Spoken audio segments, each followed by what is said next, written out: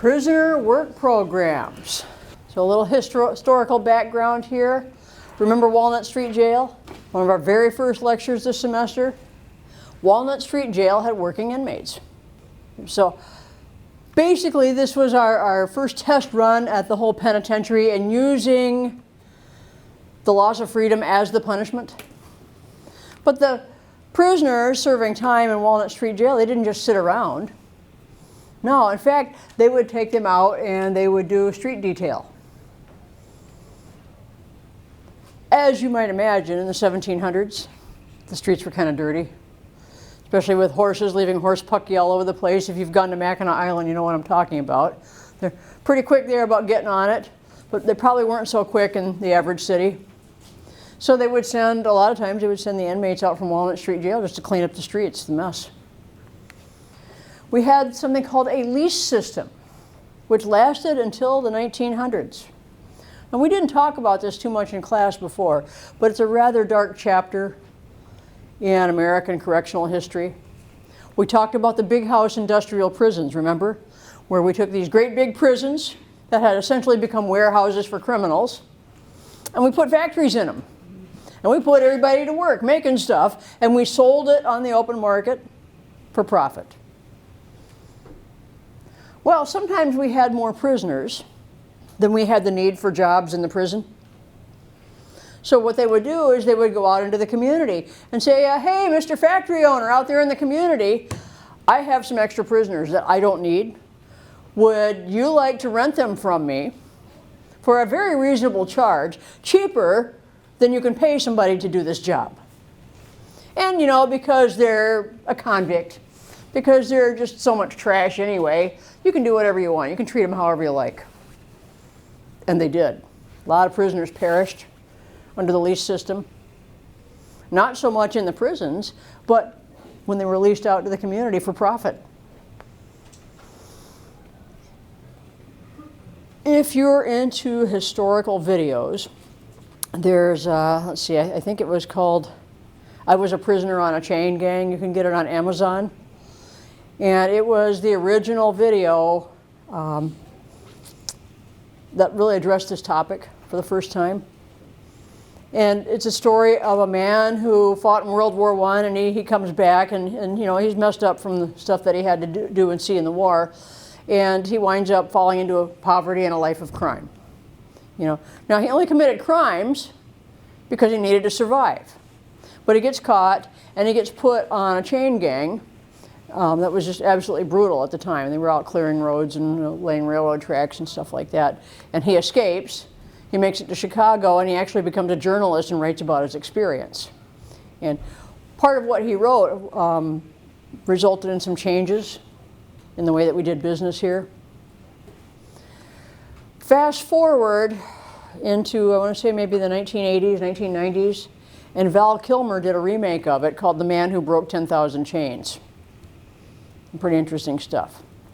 Other semi-depictions of this period of time, if you like Paul Newman when he was young and good looking, before he got into salad dressings and stuff, he made a movie called Cool Hand Luke in the late 1960s.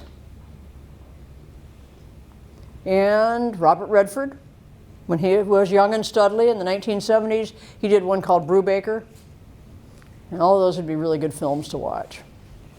Southern prison farms and inmate labor for public works continued with little regulation right into the 1970s. And that's essentially what those movies cover.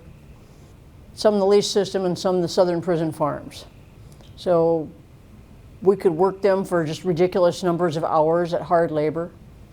They could be beaten, they could be abused, they could be deprived of food and water. And check out those videos. I don't know if they're on Prime or Netflix, or if you could rent them, but they're all definitely worth watching.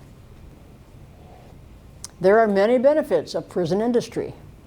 We still have prison industry today. We still have prison factories. You know that because you did the prisoner programs assignment. They produce goods using inmate labor. And this offsets some of the cost of incarceration. It provides inmates with realistic work experience and new skills. Now, we could probably argue that making license plates, for example, isn't really realistic work experience, except that it is. Because when we talk about transferable skills, remember that?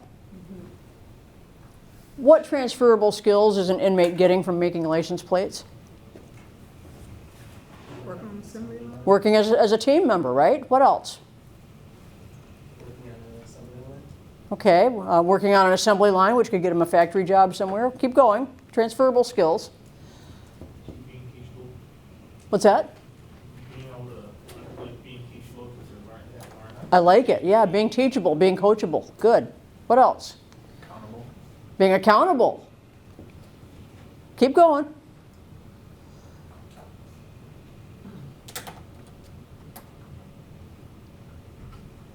They can get used to Say again? they can actually get used to having a routine and having a job. All right, they're developing work skills, aren't they? Work skills. Because we all know that to have a job, to keep a job, you have to behave in a certain way. You have to be there on time. You have to do what's asked of you. You have to give a fair day's work for a fair day's pay. You can't just, do crappy work. So all of those are transferable. Even though you're not going to be making license plates in the real world, you can take all of those skills and apply them to pretty much any other job. And it reduces idleness. They are productively occupied. They're doing something good. They're not just sitting around stewing, thinking about ways to get into trouble. In the 21st century, which is now, we use inmate labor. We depend on inmate labor, but it's regulated. The regulation and scrutiny are much, much stricter. In fact, we have to comply with OSHA standards, Occupational Health and Safety Administration standards. So whatever the standards are out in the private sector, they also are in prison factories. Modern industries operate under the state use system. What did we determine that was? Yes, sir. Aren't the goods that are made only for state use? Yes. Well, whatever is manufactured has to be used for governmental agencies or nonprofits. You watched this already, but I'm going to throw it up here. Yeah, here we go. We'll do that first. A state statute stipulates that MSI may only sell its products and services to government entities and nonprofits. Now, Delta College is technically a government entity because we use taxpayer dollars. We're a public university. So, Delta College could actually purchase prison-made goods, probably at a more reasonable price than they would someplace else, and use them here because they're governmentally funded. So it's possible that the chairs or tables that you're sitting in, the desks, could be produced from Michigan State Industries. Or maybe the flag that we're flying out front was made by Michigan State Industries. Or maybe some of the forms that we use were printed by Michigan State Industries. You learned that they make a lot of stuff. Stuff that you never even imagined, am I right? They make a lot of stuff. Not just license plates. We have here a map, the most current map that I have anyway, of the Michigan State Industry factory locations. Obviously all the factories are going to be at a prison. So they had more, but they've shut some down as they've closed some prisons down. So the only one in the UP now is Chippewa, which is Chippewa Correctional Facility, I would imagine. So they have a garment factory where they manufacture various garments. Were you surprised when you saw that they made inmate clothing? Were you more surprised when you saw that they made officer clothing? I know, right? Now, I'm sure that you read the handout about the Vermont prison inmates that tinkered with the logo for the police cars, and they put a little pig character in there. And it was like 150 logos actually made it out and got put on the cars before they realized that 60, yeah, okay. They made 150 and then got 60 actually got put on cars.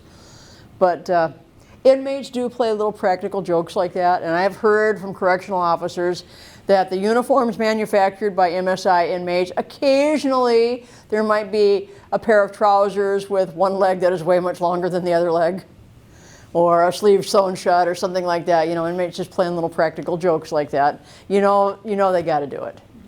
You know they gotta. So you get some of that stuff going on. Over here, Muskegon, number 2, That's Brooks Correctional Facility, and that is an industrial laundry. There's also an industrial laundry over here at Lapeer. I had a class, one time we toured Lapeer when I was teaching the prison tour class, and we got to see that industrial laundry operation. I am here to tell you, it is impressive. Wait, what do you mean by laundry? Like, what are they making? Well, they don't make anything. They do laundry from area hospitals and nursing homes. I mean, it's coming in large quantities. You know, and they're cleaning it and folding it and pressing it. And one of my students said, well, how can you tell that somebody's not escaping on one of the carts or something? Well, they weigh everything.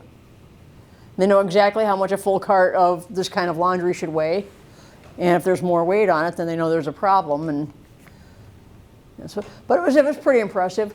So the one in Lapeer actually takes in a whole bunch of hospital stuff, nursing home stuff from the Detroit metro area and processes that laundry in and out. Then let's see here, Carson City, where I had several students just placed recently. Carson City is a garment factory. They make some garments there. Now let's see, Cotton, which is down here in Jackson. They have a print shop, so they print forms. They make all kinds of forms for all kinds of agencies all around the state. Most of your police forms, all of your state police forms, printed there. They also make mattresses. We need those in prison, right? So those are all prison made. Let's see here. Let's come down to Gus Harrison. That's in Adrian, way down here. They have the license plate factory, the optical lab that you watched the video on, and they also make vinyl products, which are, you know, binders and portfolios, things like that. Then let's see, Ionia Maximum, also a garment factory. So there's IMAX down here. And let's see, yeah, there. Oh, Bellamy Creek, we missed Bellamy Creek, didn't we? They make shoes and they have a sign shop, so all of your state signs, street signs, road signs, all of that stuff, but all the ones that say, you know, Tequamanon Falls State Park, or, you know, this state park or that state park, those are all made there. Let's see. Chippewa, Huron Valley, that's the women's facility there. They have the dental lab. They have always had the dental lab at the women's facility because apparently it requires some really teeny manipulation. They're making dentures and plates and things like that, and women have smaller fingers. So they always leave the dental lab there. We toured the women's facility one time years ago, and what they basically told us is that any of the women that work in that dental lab, when they get out, I mean, they can walk into a job that pays really, really well, because there aren't a lot of people that can do that job, and there's a high demand for it. Now, that said, the problem is there are only a handful of women that can participate in the program. It's extremely limited. So I think when we were there, and this probably has changed because it was like 20 years ago, but when we were there, I think only 20 women could participate. So that's not a lot of opportunity for a lot of women. It's a great opportunity for the few that are able to engage in that program, but you know, since most of them can't, that's not.